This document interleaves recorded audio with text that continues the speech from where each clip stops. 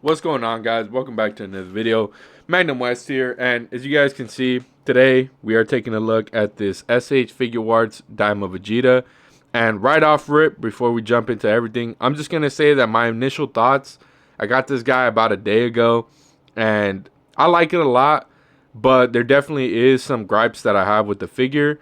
And as far as like the general consensus, I would say that might be a little bit overhyped, but let's go ahead and jump into it. Okay, you guys know I always like to do the accessories first, so let's jump straight into it.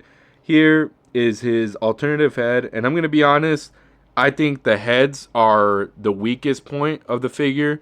I did watch like the ending of Daima. I wasn't that interested in it, to be honest, to watch the whole thing, but I did watch like the last couple episodes, and it's pretty accurate. It has kind of, like a little bit of I would say like a Play-Doh-y look. Like I know that's, kind of sounds negative, but it really is. Like it's not good, especially considering all the third-party stuff that we're getting and have gotten in the past. It's just these are very lackluster, and I feel like it's a step back from their blue Vegeta that they did not that long ago.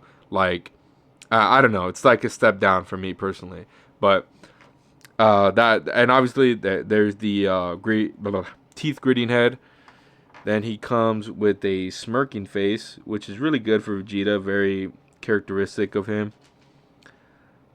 Here is the yelling head. And then I'm just going to rapid fire show one of these. He comes with a set of all of these. So here's like the Palm Blast, Big Bang Attack type hand. Then we have like a full palm.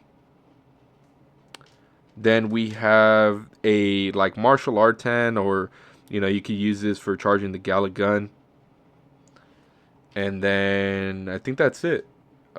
No, he comes with these slightly like clenched hands, which you could use for like grappling or, what have you.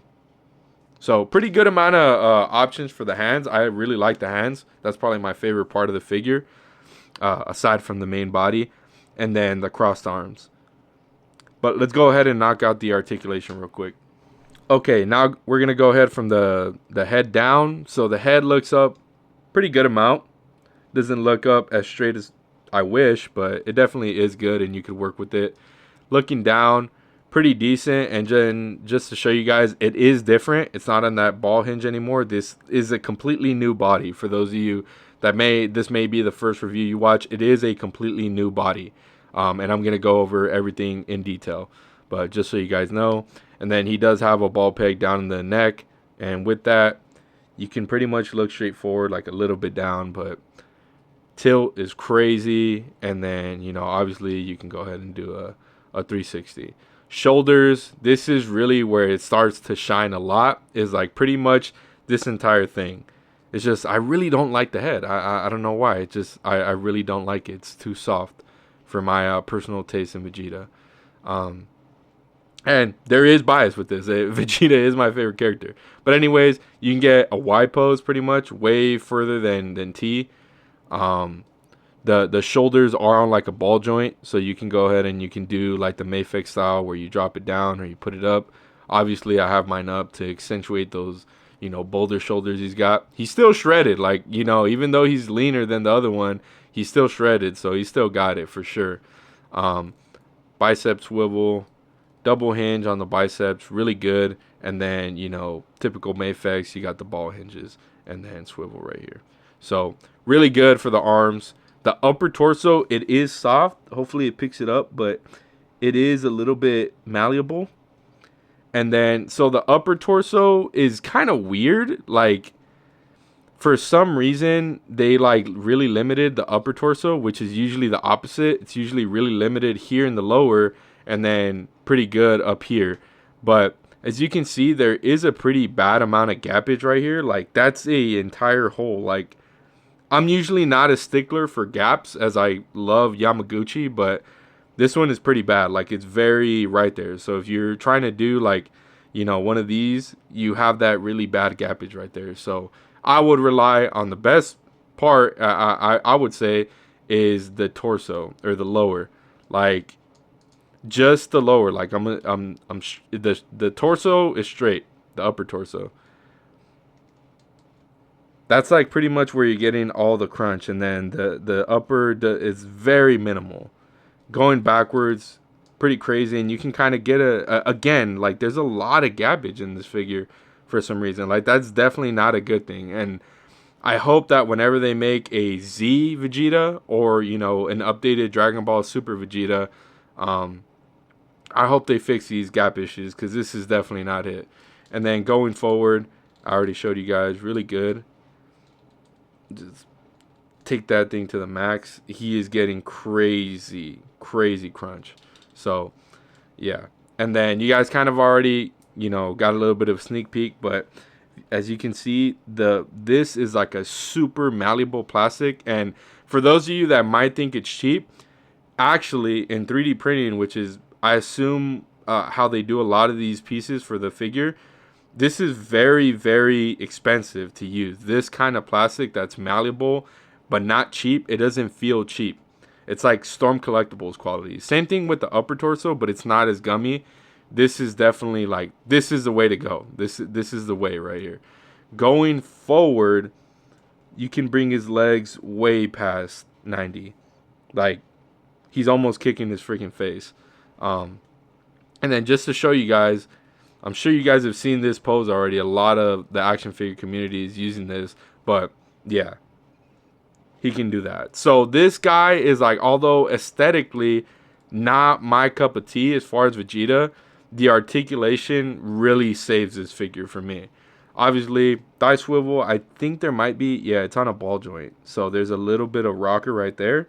Again, like getting closer to that Rebel Tech style, man. All of these companies are moving up, thankfully. Those knees are really good.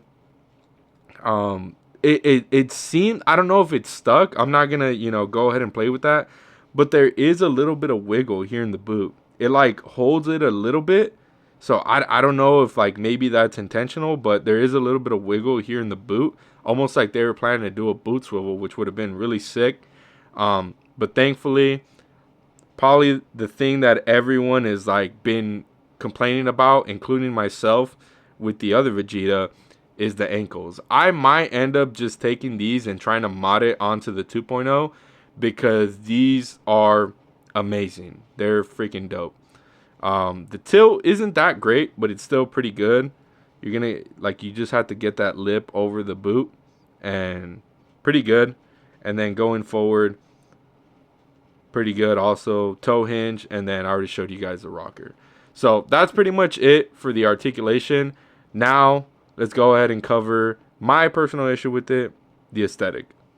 Okay, we're gonna get up here nice, close, and personal for the aesthetic.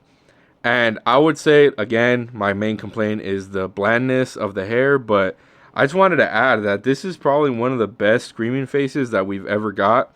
I would say the one thing is like they just need to tilt those eyebrows a little bit more downwards just to give it that really like pissed off look that these Saiyans always have, you know what I mean? So, oh, I also forgot, really good butterfly before we jump into the boom, crossed arms. But anyway, now moving on to the aesthetic. The armor, really solid. Besides that gapping, it looks really good. Like, I'll give them that the figure is very proportionate, which is my main issue, and we'll go ahead and talk about that here in the comparison area here in the next section. But the figure is really well rounded. If you turn those biceps in, it doesn't look as bad. Like, it looks pretty good, but it definitely is a lot thinner, right? And that's another thing. I'm sure Anthony's Customs is going to talk about it whenever he does a review. I don't know if he already did. I haven't watched it. But it does have a little bit of a thin profile, but it's not that bad. You still have a little bit of extra meat here on the chest, which is good. The legs, nice and shredded. Like, it's really, really nice. Like, it's proportionate. It looks good for what it is, right? It's just not my preferred look. I'm definitely a Z/GT kind of guy. I like the proportions from the older anime. Legs are really well sculpted, and then I think the light is picking it up. There is a little bit of shading on the figure. Like, it's very subtle, but it's really nice. Similar to like Mayfex. Mayfex isn't really heavily shaded or anything like that, but it's noticeable and it looks good. That's really the main thing, right?